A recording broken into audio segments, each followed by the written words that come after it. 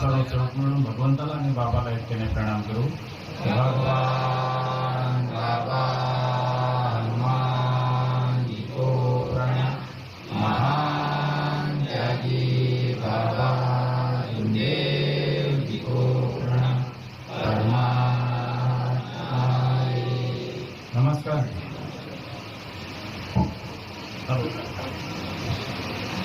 Hello.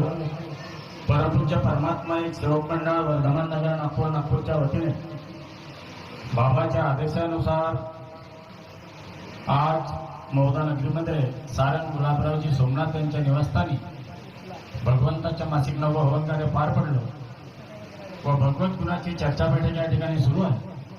या चर्चा बैठकीमध्ये स्वयं भगवान बाबा हनुमानजी उपस्थित आहेत. भगवंताला माझे प्रणाम. आपले सर्व सेवकांचे सद्गुरू महान त्यागी बाबा जुमजी आपल्या बैठकीमध्ये आहेत. बाबांना माझे प्रणाम. सर्व सेवकांच्या मातोश्री आई वाराणसी आपल्या बैठकीमध्ये आईला माझे प्रणाम. आजच्या या चर्चा बैठकीचे अध्यक्ष परमपूज्य परमात्मा एक सेवक मंडळाचे माजी अध्यक्ष आदरणीय मननकर साहेबांना माझे नमस्कार. या ठिकाणी आवर्जून उपस्थित ज्यांनी नुकतेच आपल्याला संबोधित केलं मंडळाचे माजी सचिव सन्माननीय क्षीरसागर साहेबांना माझे नमस्कार. या ठिकाणी आवर्जून उपस्थित मंडळाचे माजी सहसचिव सन्माननीय गपनेजी, मंडळाचे माजी संचालक आमचे मोठे बंधू सन्माननीय युवराजजी वैद्य, मंडळाचे माजी संचालक सन्माननीय रामदासजी पत्रे, मंडळाचे माजी संचालक सन्माननीय ठावकर साहेब, या सर्वांना माझा आदरपूर्वक नमस्कार. ज्यांच्या मार्गदर्शनात हे नवहवन कार्य पार पडलं असे मंडळाचे मार्गदर्शक आमचे मोठे बंधू पांडुरंगजी मदनकर साहेब यांना सुद्धा माझे नमस्कार. या चर्चा बैठकीचे संचालक सोमनाथजी यांना सुद्धा माझे नमस्कार. या ठिकाणी आयोजन उपस्थित परिसरातून आलेले आमचे सर्व ज्येष्ठ मार्गदर्शक मंडळी, ज्येष्ठ कार्यकर्ते, ज्येष्ठ सेवक, उपस्थित सर्व सेवक, सेविका, बालसेवक सर्वांना आदरपूर्वक नमस्कार. चर्चा बैठक सुरू झाली. अनेक मार्गदर्शन या ठिकाणी मिळाले आणि समोर बसलेले आमचे सेवक, सेविका, बालसेवक आहेत. आम्ही सांगतो काही विषय नाही, पण तुम्ही कसे ऐकून राहिले हे खरी तुमची परीक्षा आहे. आणि किती सांगावं, एवढ्यानं बरं झालं तर क्षीरसागर साहेबांनी थोडसा व्यंग केलं आणि ते व्यंग केल्यानंतर खळखळून सगळे हसले.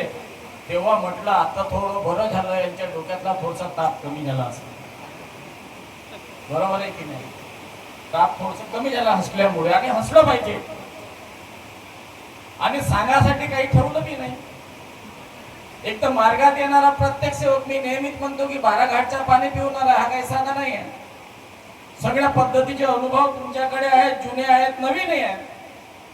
आणि त्याच्यानंतरही आम्ही सांगणारे सांगतच गेलो आणि तुम्ही ऐकून टाकलं.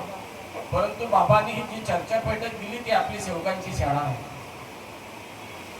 या शाळेमध्ये चांगले चांगले अनुभव आम्हाला येतात आणि उद्देश हाच आहे की अनुभवातून काहीतरी आम्ही शिकलो पाहिजे, काहीतरी शिक घेतली पाहिजे, जेणेकरून भविष्यामध्ये आम्हाला सुधारणा करायला योग्य होईल.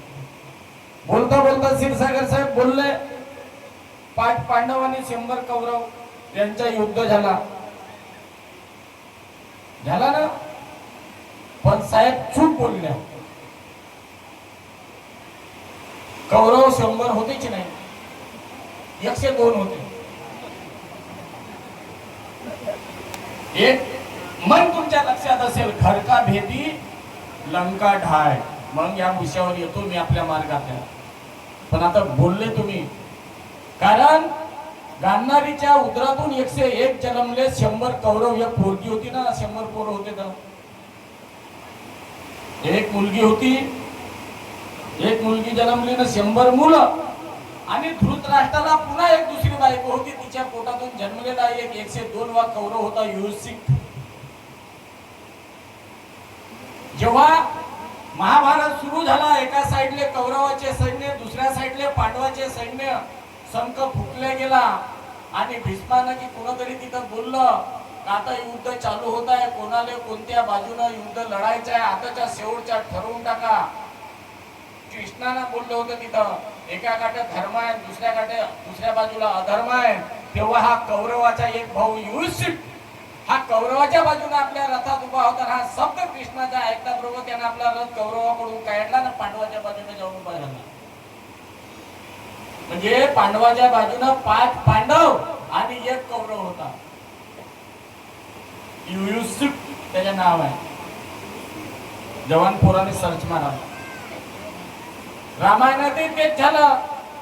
रावण म्हणजे दानव सगळे एका साईडला होते आणि रामाची वानर सेना एका साईडला होती, पण रावणाच्या बाजूच्या एक विभीषण या साईडला आला होता.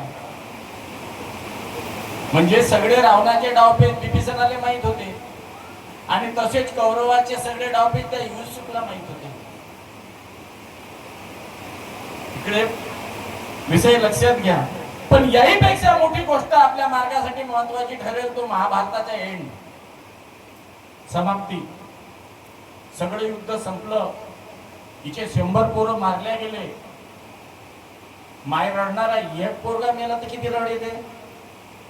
100 मेल्यावर का वाटत असेल तिले.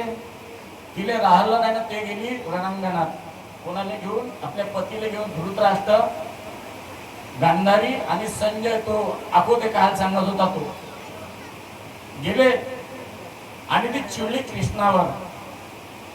त्याला काय म्हणते, तू देव आहेस ना, तुला देव मानतात ना सगळे लोक, मग हा होऊ काऊन दिला म्हणते. तू हे घडू काऊन दिलं. माझे 100 लेकरं मेले ना. तुला देव आहेस, तू देव आहेस, तर तू हा होऊ काऊन दिलास. तेव्हा श्रीकृष्णानं एक उत्तर दिलं. म्हणे एक प्रश्न विचारू का. म्हणे विचार. एक अवाढव्य वृक्ष आहे म्हणे हा उभा. मागच्या अनेक 50-100 वर्षापासून खूप दिवस झाले याचे मुळ अंदरच्या अंदर सडून राहिले. त्याच्याकडे कोणाचे लक्ष नाही आहे. आणि आता तुफान आला आणि या तुफानामध्ये हे झाड कोसळलं तर सांग माते म्हणे, दोष या तुफानाचा आहे का ते वर्षापासून सडत असणाऱ्या त्या मुळाचा आहे.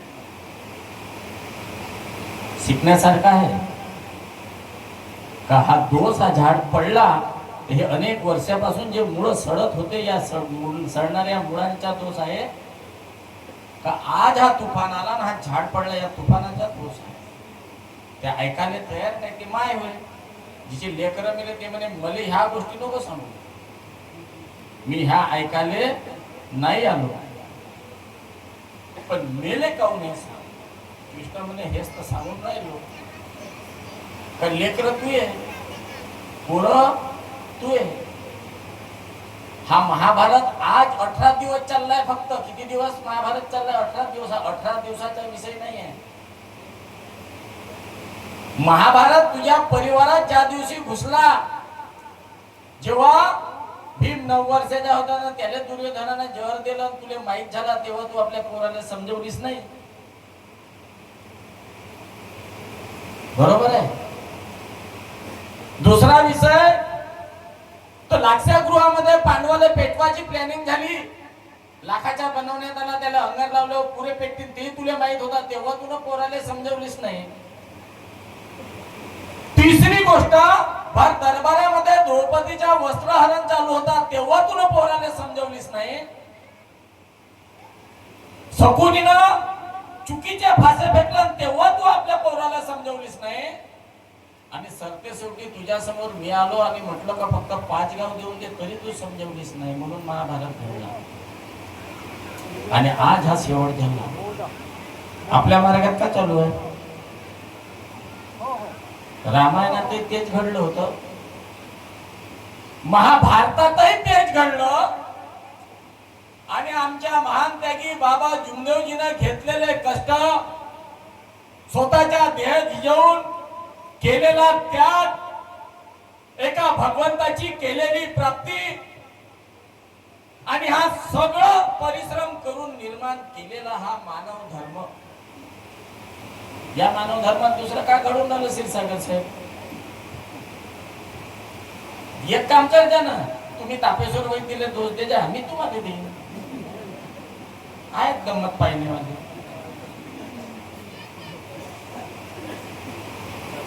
पण या मार्गात तर बाबांना सगळं आखून दिलं आहे ना. आखून दिली आहे रेषा. सत्य दिलाय, आम्ही सत्यावरही बोलतो. मर्यादा आणि प्रेमही दिलाय, आम्ही प्रेमाकडे चाललं जातो, मर्यादेला सोडून देतो मनातल्या. मर्यादेला सोडून देतो. आणि त्यामुळं काय घडतं, सगळ्याला दुसऱ्याचे दोष दिसतात. मला वाटतं माझ्यासारखा हुशार कोणीच नाही. मी तुम्हाला नाही म्हणत, तुम्ही सगळे चांगले आहात, खराब मी एकटाच आहो. म्हणून मला वाटते का माझ्यासारखा हुशार कोणीच नाही. माझ्या समोर बसलेले लोक आले काही समजायचे नाही, मला एकट्यानेच समजते. सांगण्याचा तात्पर्य हा झाला अहंकार. अरे ज्या दुर्योधनाच्या अहंकारामुळे ते महाभारत घडलं, रावणाच्या अहंकारामुळे रामायण घडलं. आता आम्ही या कलियुगात आहो. बाबाने हा मानव धर्म दिला कायसाठी, का हा माणूस अहंकारापासून दूर राहील, त्याला एका परमेश्वराची प्राप्ती होईल आणि हा या तत्वशब्द नियमानं चालेल, तर याच्या परिवारात कधीच दुःख येणार नाही, हे बाबांना सांगितलं. पण झालं का असं? नाही. आलो आम्ही मार्गात आलो तेव्हा तर मोठे वाक्य होतो. कार्यकर्ता साहेबांच्या नेहमी भेटी, आमच्या मार्गदर्शकासारखा मार्गदर्शकच नाही म्हणजे चांगला. कंपा इकडे दुःख कटणं चालू झाले होते ना कुटुंबातले, सुख भेटणं चालू झाला होता. खूप चांगला मार्गदर्शक आहे आमचा. तर रोज सकाळ संध्याकाळ मार्गदर्शकाच्या भेटी. दुःख दूर झाले, मग 3 दिवसानं 8 दिवसानं भेटणं चालू झाला. मग पूर्ण दुःख दूर झाले, मग आता नाही भेटलं तर काय होते, आता 9व्या हवनाला सांगून ना शब्द घ्यावायला जाऊन तेव्हा या महिन्याचे हवन आहेत, आता काय ह्या 8 हवनाला नाही गेला तर काय होते, आता 9व्या हवनालाच जाऊन मार्गदर्शकाच्या घरी. मग 9वा हवन झाला, आता तू कोडचा ना मी कोडचा. झाले असा वाटायला लागला सेवकाले, आता मी फुल ट्रेन झालो. आता मला ती एवढाही समजायला लागला, माझ्या मार्गदर्शक तर 4च वर्ग शिकलाय, मी तर ग्रॅज्युएट आहो. आता त्याच्यापेक्षा तर अक्कल तर मलाच जास्त. काय विचारायचं आहे त्याच्या? ह्या भावना, ह्या गोष्टी आमच्या मनामध्ये जेव्हा जेव्हा घर करतात, तेव्हा हा अहंकार आमच्या प्रगतीला आड येतो. आणि या अहंकारामुळे अनेक युग, अनेक अवतार जे आम्ही म्हणतो, याच्यामध्ये जर तुम्ही खोल्यामध्ये गेले तर प्रत्येक ठिकाणी अहंकार आला आणि प्रत्येक ठिकाणी अहंकार आल्यामुळे नुकसान झालं. आता बाबांनी काय सांगायचं ठेवलं होतं तुम्हाला? परमेश्वराची प्राप्ती बाबानच केली. 4 तत्व, 3 शब्द, 5 नियम बाबानच बनवले. सकाळची विनंती बाबानच तयार केली. सायंकाळची प्रार्थना बाबानच तयार केली. मानव धर्माची स्थापना बाबानच केली. आणि मंडळाची निर्मिती तुम्ही नाही केल्या का? आम्ही ते मीन केलो का? मीन नाही केलो. खूप मी नंतरचा सेवक आहो. मी जर खोटा बोलायला गेलो तर सापडून ते नातेच पकडून टाका, तुम्ही याचा सेवक नंबर किती आहे म्हणा, म्हणून जास्त खोटं बोलता येत नाही. सेवक नंबर पकडला गेल ना मी. मंडळाची निर्मिती बाबानच केली आणि सगळ्याला दिलं सारखं वाटून. कोणाला कमी नाही ना कोणाला जास्त नाही. जातही पाहून दिली नाही ना, माणूस पाहूनही दिलं नाही ना, रिश्तेदार पाहूनही दिलं नाही ना. रिश्तेदार पाहून दिलं असतं तर कायम स्वरूपी आपल्या कुटुंबातल्या माणसाला ट्रस्टी बनवून त्याच्या हातात टोटल अधिकार बाबाने दिले असते.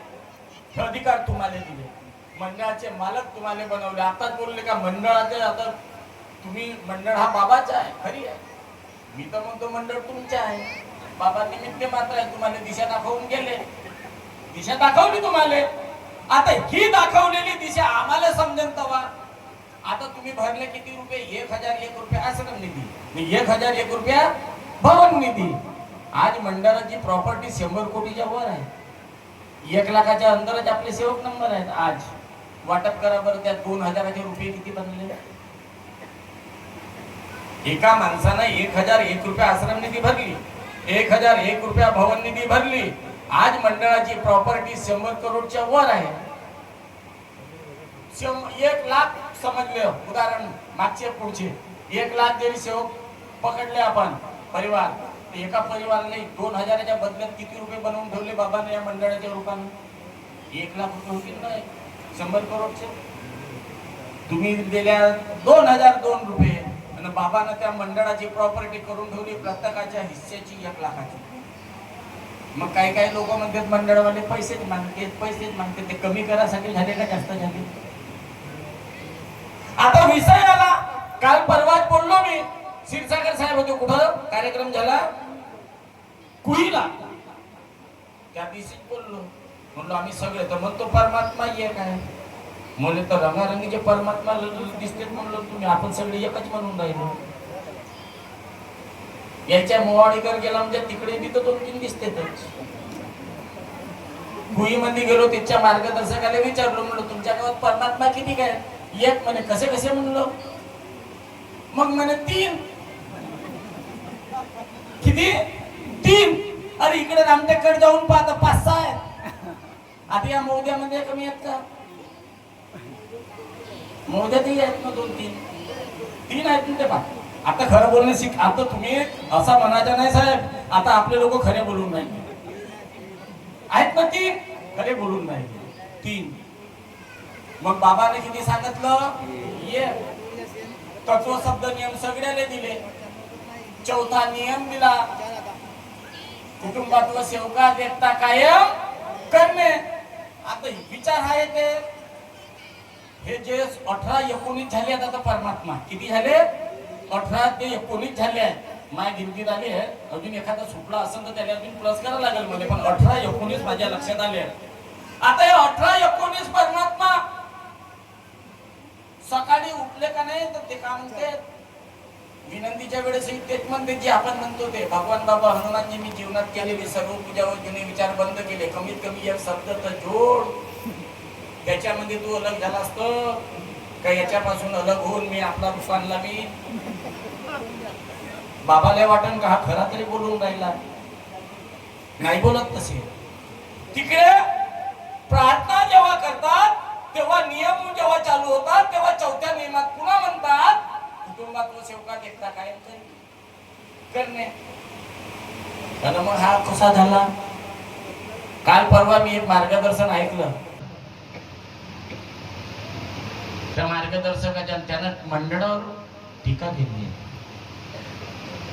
खूप जोरदार मार्गदर्शन, तो युट्यूबवर आहे, त्याच्या मार्गदर्शन युट्यूबवर आहे. असे मंडळ तसे मंडळ, अंक ढंक मंडळ म्हणजे एक तापेश्वर वैद्य नाही आहे, राजूजी मदनकर नाही आहे, किंवा क्षीरसागरजी नाही आहेत, किंवा युवराजजी वैद्य नाही आहेत, किंवा रामदासजी पत्रे नाही आहेत, किंवा ठवकरजी नाही आहेत, किंवा गपनेजी नाही आहेत. मंडळ म्हणजे हा सगळे मंडळाचे सगळे सेवक आणि बाबाचे विचार म्हणजे मंडळ आहे. आणि त्या ठिकाणी माझ्यासारखा एखादा मूर्ख माणूस चूक होऊ शकतो, मी चुकू शकतो. ती चूक माझी आहे, ती चूक मंडळाची राहू शकत नाही. कारण मध्ये दिवसच किती दिल्या तुम्ही भोगाने? मंडळाचा संचालक किती वर्षासाठी दिल्या? 5 वर्षासाठी दिला. जास्त मस्ती केला का पुढच्या वर्षी त्याला साईडला करता येते. चल ये या गाठून घे आणि इकडं बस. करता येते का नाही? आहेत का नाही तुमच्या हातात अधिकार? हे आहेत. म्हणून कमीत कमी मंडळ हे सत्य मंडळाच्या बाबतीत बोलायचं झाल्यास विचार करून बोललो पाहिजे. म्हणजे का तो मार्गदर्शनात का म्हणते मदनकर साहेब, मंडळवाल्यानं भावाले तोडला, मंडळवाल्यानं बापाले लेकासोबत तोडला, मंडळवाल्यानं परिवार तोडले, मंडळवाल्यानं जातीले तोडला. अरे बाबा, तू फक्त परमेश्वराच्या प्रतिमेसमोर उभा राह, नाही तर मला बोलव. आणि आपण दोघेही सांगून भगवंताने का कोणाले तोडला. मार्गात आलास तेव्हा तुला मंडळ चांगला होता, तुने तेच प्रार्थना तेच विनंती केलास, मीने तेच प्रार्थना तेच विनंती केलो. मग मंडळ सोडून जाते वेळी याचा विचार नाही आला का तुले, का जेव्हा मी मंडळ सोडून जाईन तेव्हा मंडळासोबत द्रोह होईल म्हणून? तुले एखादा व्यक्ती नसेल चालला ना त्या कमिटीतला, नाही चालू शकत, सगळे विचार नाही पटू शकत प्रत्येक माणसाले, होऊ शकते. पण परमेश्वर हेच दाखवलं नाही बाबांना. सगळ्याला तत्व शब्द नियम सारखे दिलं नाही, प्रार्थना विनंती सारखी दिलं नाही, हवनाची विधी सारखी दिलं नाही, चर्चा बैठकीची पद्धत सारखी दिलं नाही. प्रत्येक ठिकाणी एक आहे, मग तू 2 कसे केलास? आणि एवढा हुशार आहेस तर मंडळामध्ये राहिले पाहिजे होतं. सेवकात कार्य करायला पाहिजे होतं. सेवकाचे अंतःकरण आपल्याकडे ओढून घ्यायला पाहिजे होतं आणि या समाजाला दाखवून द्यायला पाहिजे होतं. ते चांगले करत नाही. मी चांगला मी अध्यक्ष म्हणतो पण आणि आजही वेळ गेली नाही. तुम्ही जेवढे जण गेले असाल बाहेर मंडळाच्या, या मंडळात मंडळ हा आमच्या बापाचा नाहीये, हा आपल्या सर्वांचा आहे. हा प्रॉपर्टीत आलेला वारसा हक्कातून आलेला नाही, माझ्या बाबाच्या कष्टातून उभा झाला आहे. आणि बाबाचे जर तुम्ही सगळे लेकर आहात, बाबाचे जर तुम्ही सगळे सेवक आहात, या एका छत्राखाली घ्या तिथलं सभासदत्व आणि चांगलं काम करा. आणि 10 काही 5 वर्षात 10-12 वर्षानं तरी तुमच्या मनातल्या खुर्चीवर येऊन बसा. आम्ही तुमचा आदेश मानू. आम्हाला माहित आहे मंडळाचा आदेश म्हणजे बाबाचा आदेश.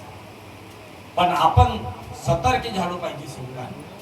आम्ही या गोष्टीकडे सातत्याने लक्ष ठेवलं पाहिजे. एका गोष्टीकडे की ज्या शब्दावर आम्हाला सुख आणि समाधान मिळालं, ज्या पद्धतीवर आम्ही चांगल्या पद्धतीने जीवन जगायला लागलो, हा मार्ग साधा नाही आहे. सोपा जरूर आहे,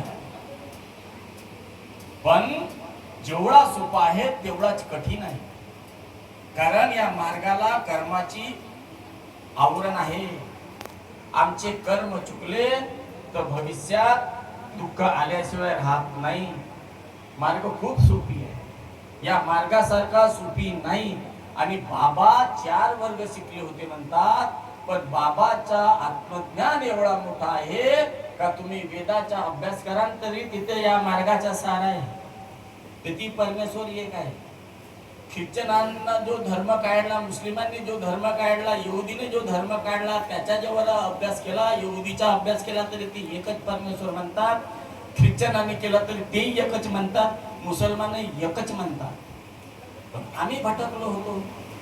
हे लवकर समजेल तुम्हाला. पहिल्या काळात लेकर किती राहत होते एका एकाले? किती? पहिलं 10-15 राहत होते. मग परवडता नाही दिसले खर्च पाण्याले. मग 8-9 वर आले. मग अजून महागाई वाढली रे, हे 8-9 बी परवडत नाही. मग 4-5 वर आले. मग अजून महागाई वाढली, आताही परवडत नाही. मग 2 वर आले. आणि ज्याने दोष आहे तो आता 1 वरच आलाय. तो दुसरा होऊच दे नाही. ते पोरगा होय का पोरगी झाली म्हणते एक, आता नाही होत म्हणते दुसरा शिकवायला लगेच लागते म्हणते. आता एकच लेकरू ठेवते का नाही एकच लेकरू. आणि काहीसाठी CBSE पॅटर्न, अमका पॅटर्न, तमका पॅटर्न आता सांगितलं ना काही, तर तो चांगला शिक्षण देऊन तो एकच ठेवतो म्हणते. आणि मग तुम्ही सांगा लेकरू परवडत नाही ना, भगवंत परवडन का तुम्हाला? एकाले बकरा, दुसऱ्याले कोंबडा, तिसऱ्याले का, चौथ्याले का, इतके मोठे ठेवले होते पहिलं. आणि मग आम्ही देऊ आवाज दिला त्याच्यातल्या तसे 10-12 पोरं राहिले. आता नाव लक्षात नाही. बापू तो काम करून घेलो रे, चाललो मी वावराकड. ते 10-12 लेकर राहत होते. ते 10-12 जण एकामेकाकडे पाहत होते. तो करन तो म्हणे, तो करन तो म्हणे, तो करन. ते 10-12 जणे एकामेकावर सोडून देत होते. बाप संध्याकाळी घरी आला, पाहत होता तो कामच झाला दिसत नव्हता. काहून केलं नाही? अजी मी म्हणलो त्याने केलं असं. तो म्हणे अजी मी न म्हणलो याने केलं असं. ते एकामेकाकडे बोट दाखवते. तसंच तर आमच्या झाला होता. 33 कोटी 36 कोटी ठेवून आम्हाला वाटे भगवंत धावन. तो म्हणे तो धावन, तो म्हणे तो धावन, तो म्हणे तो धावन. एकही धावत नव्हता ना. मग आमचा तोंड फुटून जाय, कधी हात तुटून जाय, कधी दारू पेला म्हणजे नालीत पडल्यावर. देव काही येत नव्हता ना. आता कसा झाला ये काय त्याला माहित आहे आपल्या भगवंताने. रे आपल्या सेवकांना आवाज दिला, मी नाही गेलो तर याच्याकडे जाईन कोण? हा माझ्याशिवाय दुसऱ्याला काही बोलत नाही आणि दुसऱ्याला काही हा काम सांगत नाही. तर आमचा भगवंत लगेच धाव घेते. पण धाव घेते एवढी गोष्ट खरी आहे, धावून येते हे बी गोष्ट खरी आहे. पण बाबाला काही पाहिजे का नाही पाहिजे?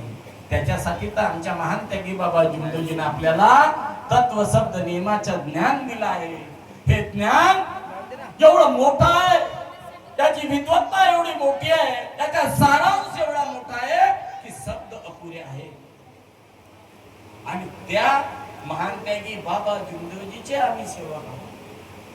तुम्ही सेवक आम्ही आहोत. मन काबूत ठेवा, काही बालाबाग होत नाही. क्षीरसागर साहेबने मी परसुडीले होतो. 9 तारीख होती फरवरीची. किती तारीख? 9 फरवरी. परसुडीला कार्यक्रम होता परमात्माचा. मी आलो मी निघालो गेलो, कार्यक्रम संपला, प्रसाद घेतली. मी म्हटलं मी महाप्रसाद घेत नाही, मी निघतो. ते म्हणत होते तुम्हाला प्रसादच घ्यायला लागते. मी म्हटलं नाही, माझ्या गावात कार्यक्रम आहे, मी घेतली आता प्रसाद, मला जाऊ द्या. त्याच्यामध्ये झाली वेळ, नमक टाकले, ते पंगत टाकली, तर बसलो आम्ही जेवण करायला, सोबत जेवण केलं आणि मागं पुढं तिथून निघालो. त्याच्या अगोदर 2-3 प्रकरण झाले होते माझ्यावर अटॅकचे. त्याच दिवशी 3दा अटॅक झाले होते माझ्यावर, मला मारण्याचे. लक्षात आलं. माझ्या गाडीवर कोण? तर वासुदेवजी मुंदेकर म्हणजे माझीच मार्गदर्शक. बाईकने गेलो, कधी जात नाही, त्या दिवशी बाईकने गेलो. 3 अटॅक झाले. मी म्हटलं काहीतरी गडबड आहे. माझे मार्गदर्शक मला म्हणतात असं काऊन होऊन राहिलं, आपल्या अंगावर काऊन येऊन राहिले. म्हटलं साहेब तुम्ही शांत राहा. माझ्या लक्षात आलं होतं ते मला कुठंतरी उडवण्याच्या तयारीत होते. कसं तरी बोरगाव क्रॉस केलं, तर बोरगाववरही ते पद्धती दिसली जमावडा. तिथून निघालो आणि चिचुली बोरगावच्या मधामध्ये जे पाट आहे, तिथून जे गाडी आली, ती गाडी येता दिसली, तर मी माझी बाईक रोडच्या खाली उतरवली. तर त्याने खाली येऊन मारली.